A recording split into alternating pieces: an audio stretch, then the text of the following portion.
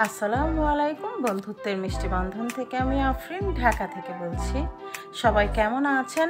আশা করছি দেশ ও দেশের বাহিরে যে যেখান থেকে বসে আমার আজকের ভিডিওটি দেখছেন সবাই সুস্থ আছেন, ভালো আছেন। আমরাও আলহামদুলিল্লাহ ভালো আছি।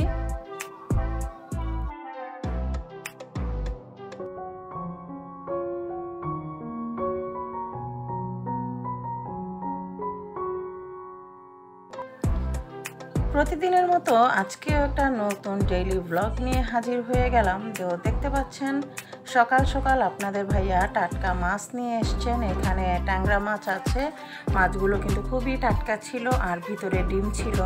তো কি আর করব, যেহেতু ছোটো মাছটা খুব ভীষণ পছন্দ, তো আমিও করতে বসে গেলাম। তো একাই যেহেতু কাটতে হবে, একটু দেখে শুনে চিন্তা ভাবনা করেই কাটতে হবে। তো মাছগুলো কেটে ধুয়ে পরিষ্কার করে একটা সাইডে রেখে দিয়েছি। আর এটা ছিল একটা বিশাল বড় মাছের ডিম, মানে আপনাদের ভাইয়া কাতলা মাছ নিয়ে এসেছিলেন গতদিন, কিন্তু সেটা আপনাদের সাথে ভিডিওতে দেখানো হয়নি। আর ডিমটাও আমি কিছু করতে পারিনি, ফ্রিজে রেখে দিয়েছিলাম। তো ভাবলাম আজকে ডিমটা একটা রেসিপি তৈরি করে নেই। তো এখানে আমি হলুদের গুঁড়ো, লাল মরিচের গুঁড়ো, আদা বাটা, রসুন বাটা, স্বাদ মতো লবণ, ধনিয়ার গুঁড়া, জিরা গুঁড়া, সব রকম মশলা আমি নিয়ে নিয়েছি। মানে আমি মাছের ডিম আসলে যেভাবে রেসিপি করি সেটাই আপনাদের সাথে শেয়ার করছি। আপনাদের সাথে আমার একমত নাও হতে পারে। তো আমি ভালো করে হাত দিয়ে একটু ভালো করে ডিমটাকে একটু ফেটিয়ে নিচ্ছি। তো ফেটিয়ে নেওয়ার পর আমি এখানে পর্যাপ্ত পরিমাণে তেল দিয়ে দিয়েছি, কারণ ডিমটা কিন্তু তেলটা শুষে নেয়, তো অনেকটা তেল লাগে। তো এই ক্ষেত্রে আপনারা কিন্তু পেঁয়াজ কুচি দিতে পারেন। পেঁয়াজ কুচি দিয়ে পেঁয়াজটা যখন একটু ব্রাউন হয়ে যাবে তারপরে আপনারা এটা দিয়ে দিবেন। কিন্তু যেহেতু আমার বাচ্চারা পেঁয়াজটা পছন্দ করে না, মানে হাত দিয়ে তুলে তুলে ফেলে দেয়, তো সেজন্য আমি আর পেঁয়াজটা দিলাম না। আর অল্প আঁচে এভাবে ঢেকে দিব। দেখতে পাচ্ছেন ডিমটা কিন্তু অনেক ফুলে গিয়েছে। তো এখন আমি কি করব, ছোট ছোট পিস করব, তা না হলে কিন্তু ভিতরে মশলা ভালো করে যাবে না, আর ডিমটা ভালো করে সিদ্ধও হবে না, আর খেতেও ভালো লাগবে না, দেখতেও ভালো লাগবে না। তো আমি একটু সুন্দর করে এমন সুন্দর করে কিউব কিউব করে নিব, যাতে মনে হচ্ছে যে এটা কোনো পনির রান্না করছি বা এরকম কোনো একটা কিছু। ছোট ছোট করে কিউব করে নিব, দেখতেও যাতে সুন্দর হয়। আর নিচ থেকে যখন এরকম একটা কালার আসবে তখনই কিন্তু আমি উল্টে দিব, এতে করে খুব সুন্দর একটা স্মোকি ফ্লেভার আসে। আসলে আমরা নারীরা গতকাল রাত্রেই কিন্তু আমাদের ঘুমিয়ে আসে না, পরের দিন সকালবেলা আমাদের কি রান্না হবে, দুপুরবেলা আমাদের কি রান্না হবে, এই চিন্তা করতে করতেই কিন্তু আমাদের রাত পার হয়ে যায়। তারপরেও কিছুই করার নেই, আমাদের কিন্তু করতেই হয়। তো কি করব চিন্তা ভাবনা করতে করতে ভাবলাম ডিমটা ফ্রিজে পড়ে আছে, ডিমটা ভাজি, তাতে করে বাচ্চাদের খাওয়া হয়ে যাবে।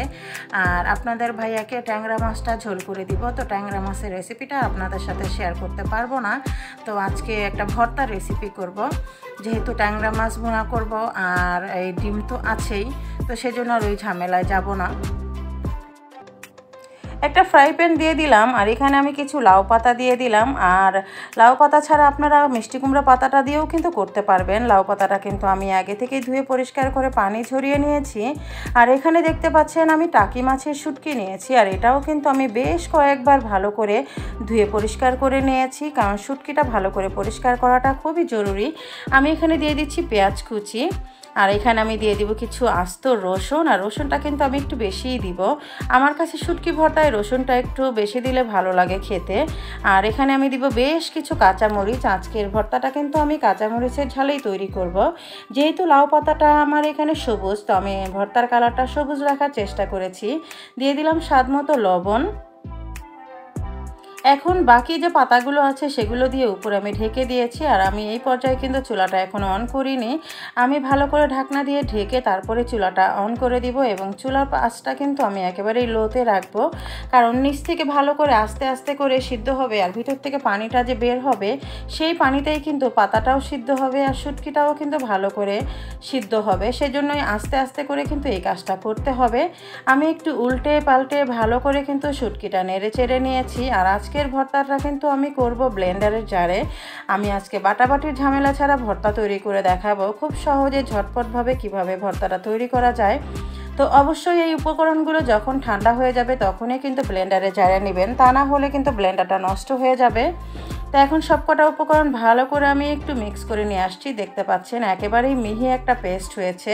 আর এভাবেই কিন্তু ভর্তাটা বেশি মজা হয়। এই ভর্তাটা সাদা ভাত কিংবা খুদের ভাত যে কোনো কিছুর সাথেই কিন্তু অনেক মজা হয়।